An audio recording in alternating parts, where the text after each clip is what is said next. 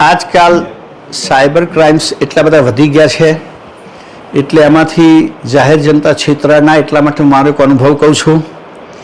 મારા ઉપર મુંબઈ ક્રાઇમ બ્રાન્ચમાંથી હું બોલું છું એવો ફોન આવ્યો. એમણે એનું આઈડી મોકલ્યું અને મને કહ્યું તમારા નામનું કેટલીક જગ્યાએ એકાઉન્ટ ચાલે છે અને એ બધા એકાઉન્ટમાં મની લોન્ડરિંગ થયેલું છે અને તમારું એક પાર્સલ પકડાયું છે જેમાં વધારાની વસ્તુ મળી છે, તો તમારા પર આ પ્રકારનો કેસ થાય છે.